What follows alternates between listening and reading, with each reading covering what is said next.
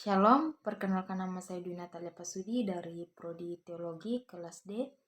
Di sini saya akan kembali membacakan firman Tuhan yang telah dipilih dari kitab Injil Yohanes, pasalnya yang keempat, ayatnya yang pertama sampai ayatnya yang ke-54.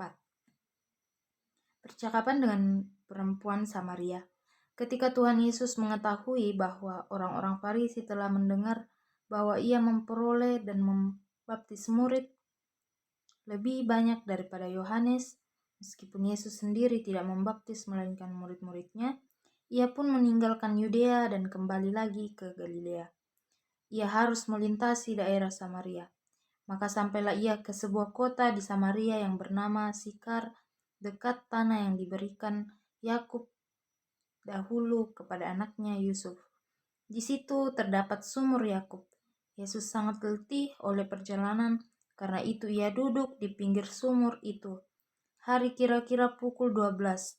Maka datanglah seorang perempuan Samaria hendak menimba air. Kata Yesus kepadanya, "Berilah aku minum," sebab murid-muridnya telah pergi ke kota membeli makanan. Maka kata perempuan Samaria itu kepadanya, "Masakan engkau seorang Yahudi minta minum kepadaku seorang Samaria?" Sebab orang Yahudi tidak bergaul dengan orang Samaria. Jawab Yesus kepadanya, "Jikalau engkau tahu tentang karunia Allah dan siapakah dia yang berkata kepadamu, berilah aku minum, niscaya engkau telah meminta kepadanya dan ia telah memberikan kepadamu air hidup." Kata perempuan itu kepadanya, "Tuhan, engkau tidak punya timba dan sumur ini amat dalam. Dari manakah engkau memperoleh air hidup itu? Adakah engkau lebih besar daripada bapa kami, Yakub, yang memberikan sumur ini kepada kami, dan yang telah minum sendiri dari dalamnya, ia serta anak-anaknya dan ternaknya?" Jawab Yesus kepadanya, "Barang siapa minum air ini, ia akan haus lagi. Tetapi barang siapa minum air yang akan kuberikan kepadanya, ia tidak akan haus untuk selama-lamanya.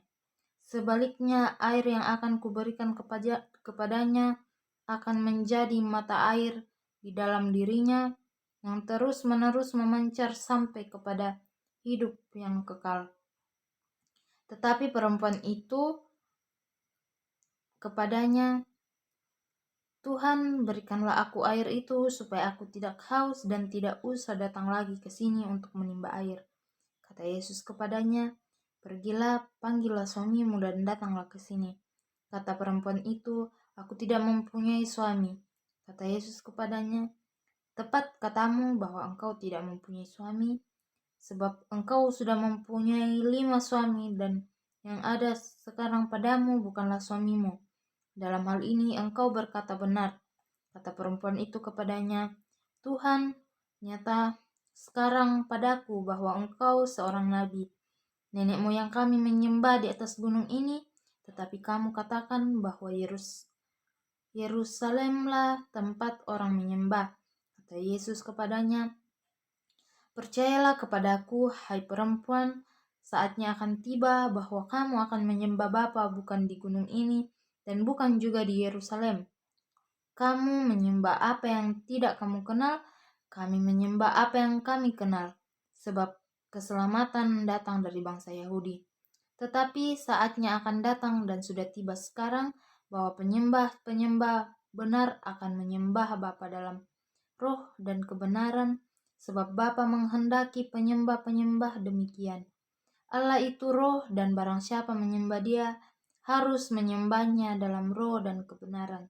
Jawab perempuan itu kepadanya, "Aku tahu bahwa Mesias akan datang yang disebut juga Kristus. Apabila ia datang, ia akan memberikan segala sesuatu kepada kami." Kata Yesus kepadanya, "Akulah dia yang sedang berkata-kata dengan engkau." Pada waktu itu datanglah murid-muridnya dan mereka heran bahwa ia sedang bercakap-cakap dengan seorang perempuan. Tetapi tidak seorang pun yang berkata, "Apa yang engkau kehendaki?" atau "Apa yang engkau percakapkan dengan dia?" Maka perempuan itu meninggalkan tempatnya di situ, lalu pergi ke kota dan berkata kepada orang-orang yang ada di situ, "Mari lihat, di sana ada seorang yang mengatakan kepadaku segala sesuatu yang telah kuperbuat." Mungkinkah dia Kristus itu? Maka mereka pun pergi keluar kota lalu datang kepada Yesus. Sementara itu murid-muridnya mengajak dia, katanya, "Rabi, makanlah." Akan tetapi ia berkata kepada mereka, "Padaku ada makanan yang tidak kamu kenal." Maka murid-murid itu berkata seorang kepada yang lain, "Adakah orang yang telah membawa sesuatu kepadanya untuk dimakan?" Kata Yesus kepada mereka, "Makananku ialah melakukan kehendak Dia yang mengutus aku dan menyelesaikan pekerjaannya. Bukankah kamu mengatakan, 4 bulan lagi tibalah musim menuai? Tetapi aku berkata kepadamu, lihatlah sekelilingmu dan pandanglah ladang-ladang yang sudah menguning dan matang untuk dituai. Sekarang juga penuai telah menerima upahnya dan ia mengumpulkan buah untuk hidup yang kekal, sehingga penabur dan penuai sama-sama bersukacita. Sebab dalam hal ini benarlah peribahasa, yang seorang menabur dan yang lain menuai. Aku mengutus kamu untuk menuai apa yang tidak kamu usahakan. Orang-orang lain berusaha dan kamu datang memetik hasil usaha mereka. Dan banyak orang Samaria dari kota itu telah menjadi percaya kepadanya karena perkataan perempuan itu yang bersaksi, ia mengatakan kepadaku segala sesuatu yang telah kuperbuat. Ketika orang-orang Samaria itu sampai kepada Yesus, mereka meminta kepadanya supaya ia tinggal kepada mereka, dan ia pun tinggal di situ 2 hari lamanya. Dan lebih banyak lagi orang yang menjadi percaya karena perkataannya. Dan mereka berkata kepada perempuan itu, "Kami percaya, tetapi bukan lagi karena apa yang kau katakan, sebab kami sendiri telah mendengar Dia yang kami tahu bahwa Dialah benar-benar juru selamat dunia." Kembali ke Galilea, dan setelah 2 hari itu Yesus berangkat dari sana ke Galilea, sebab Yesus sendiri telah bersaksi bahwa seorang nabi tidak dihormati di negerinya sendiri.